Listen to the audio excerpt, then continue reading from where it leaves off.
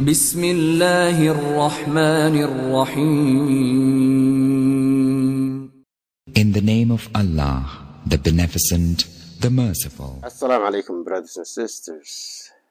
Again, I have another reaction video. In this reaction video, I am going to be reacting a sister who is explaining her Revert story, and the video title says, "How my family member death lead me to Islam." Yeah, it's a very important reminder. When somebody dies, you get confused. When loved ones die, you get confused. You don't know what to do. You feel sad and get, you look around, because that's the only time we all wake up. Any other time, you're busy chasing your own, the normal basic life, chasing to get money, it's all about running to survive. And we literally forget about death and all this stuff. So when the reality comes, that's the time we wake up. Yeah. When we see something like that, and then the sadness starts, yeah, we absolutely wake up from whatever we were doing. So in this video, let's get to this video and find out how the sister discovered Islam after one of her family members died. Let's get to the video. Assalamualaikum everyone. Alaikum Hi, assalam wa my name is rahmatullahi wa Fanny. barakatuh. If you haven't met me before, I'm a Revert from Finland, and today I'm gonna make my updated Revert story video. I'm gonna start from explaining what I did before Islam, how I found Islam, and all that. Previously, about 10 years ago, I was working and living in Helsinki, Finland. Before, I worked as a hair and makeup artist and hairdresser in Helsinki, and I did that for about 7 years. But I kind of felt like I really didn't know anything else except hair and makeup.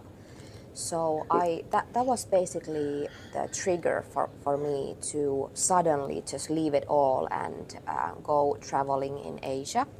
So I sold almost everything and gave up my apartment, dog, furniture, almost everything, and I saved some money and I went traveling in Asia with my friend. So there I fell in love with Indonesia, Bali specifically. Of course, Bali is not an Islamic place, but I fell in love with Indonesia.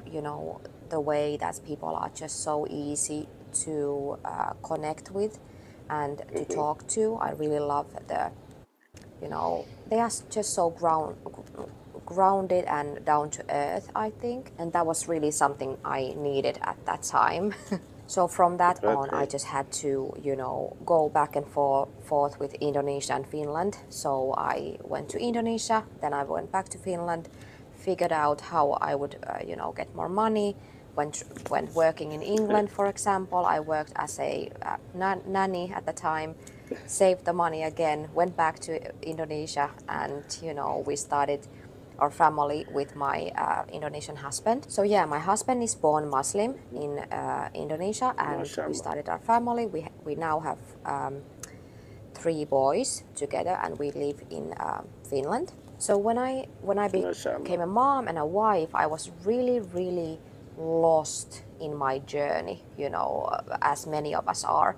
I just couldn't find my purpose again. Like, my purpose had always been cutting hair and make people beautiful, and I just loved doing hair and makeup before. That was all I wanted to do, and since I was teenager, basically. But yeah, I was really lost, and I tried to find my purpose in astrology. I really thought that was the truth, that I really found my answers there. And at one point, I really wanted to, become an astrologer. Alhamdulillah, I didn't become an astrologer. So yeah, at one point I was looking for, you know, videos on YouTube, and I came across these videos where these women were explaining how they become a Muslim, and how it was just like the truth, and how they found their, you know, like their heart was so connected, and they felt like they could be, you know, women wearing the hijab. And I started to wear, like, I was so moved by that, and I just felt like I needed to be more of a woman, and you know, do what I was supposed to do. And at that time I was just, you know, trying to ignore my position, you know, as a mom and wife. Like, I was supposed to be a mom and wife, but I was just trying to look for my purpose somewhere else all the time.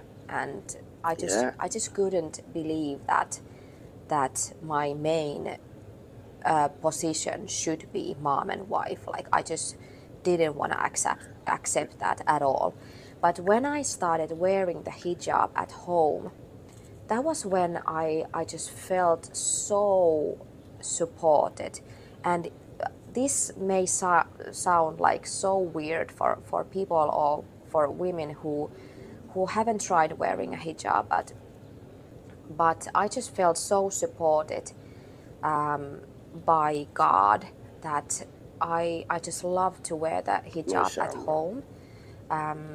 Of course, from then on, like, it's been a ongoing challenge, you know, since we live in Finland, and my family is not Muslim, so it's been a really you know, a lot of adapting, like, who am I right now, and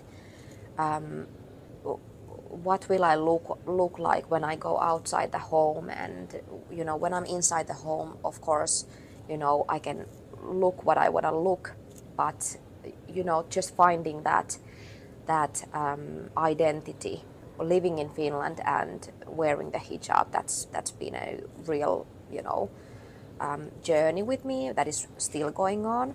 But inshallah, you know, Allah will make it easy for me and everybody else. But what really pushed me into the religion was when we, like, few years back, we moved to Indonesia. And we've done that already a couple times, but we moved to Indonesia, and getting to know more of the culture, and I said more of the religion and the culture. And I said my Shahada in Jakarta 2019, and that was really my decision. Like, nobody was forcing me to do that, even though, you know, there was some kind of you know, some people wanted me to become a Muslim, and you know, of course, you know, marrying a Muslim, and there are that's a common family members who wanted me to become a Muslim, but I really didn't want to accept Islam before I was really ready. And I'm really grateful that I listened to myself at that time. But yeah, I said my Shahada 2019 in Jakarta, and we lived in Indonesia at that time. And what really made me sure that Islam was the truth was that when our close family member unfortunately died in Indonesia, and we attended the funeral in Indonesia, and how I saw how she had lived her whole life, and how people respected and appreciated her. Like, she was really a role model how to live as a Muslim woman, and I was just so impressed by that. Like, her death was like a example of the life that I wanted to live, and I was just so touched by the whole occasion. So that was just amazing experience for me, even though that was so painful to see Yeah. her die, and burying her. But everybody came across, from all over Indonesia to attend her funeral in just 1 day notice, and it was just peaceful and beautiful, and Alhamdulillah for experiencing that. But when we came back to Finland, I attended a funeral of my close family member who died when he was not a Muslim. So that was just really, really opposite experience from the Muslim funeral that I've experienced in Indonesia, and it was just like so painful to see the end of the life and how it ended up being. The life and the death and the funeral was just so painful, and so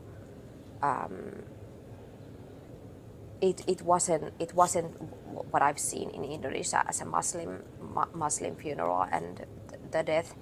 So that made me so sure that Islam was the truth, and I didn't wanna have that kind of ending, knowing that I wasn't a Muslim. So Alhamdulillah, I'm really grateful to be a Muslim. I don't know what I would do if I wasn't a Muslim, and I'm so grateful. And yeah, thank you so much for watching this video, and Thank you. Inshallah I will see you in my next videos. Thank you so much. Bye. Yeah, brothers and sisters, the sister explained everything in a perfect way. She was talking about the death that came to her, a member of her close member in Indonesia and also in Finland. So as she explained the two, there's a difference, big difference between the two. But again, the guidance comes from Allah.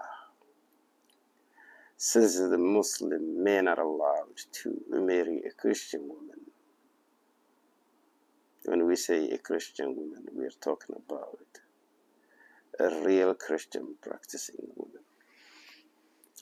So she was a Christian and married a Muslim man, and she ended up in the middle. As she mentioned, people telling her, hey, why don't you convert? Why don't you become a Muslim? Or, a kind of rush. You need to take your time and do your own mind. And when it comes from you, that's when you become a Muslim. Otherwise, you're doing it for somebody else, or people have to stop saying what they say.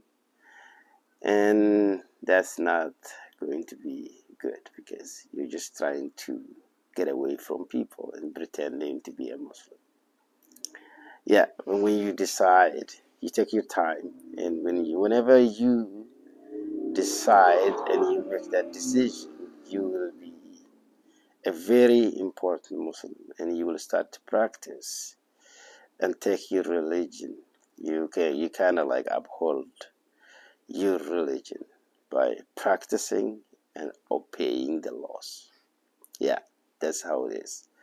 So, brothers and sisters, the video is ended, and this was the most difficult video I ever made. I've been through some difficulties making out this video. Please subscribe to this channel and like, comment, and again, note, if you're not here to learn and teach, hate speech will not be welcomed. This channel is educational and learning. If you have something to teach, you're welcome. If you don't have something to teach and you want to learn, you're welcome. If you don't want to learn and don't want to teach, yeah, then I don't know what to say. So brothers and sisters, I have to end this video right here, and I will see you in the next video. Assalamu alaikum wa rahmatullahi ta'ala wa barakatuh.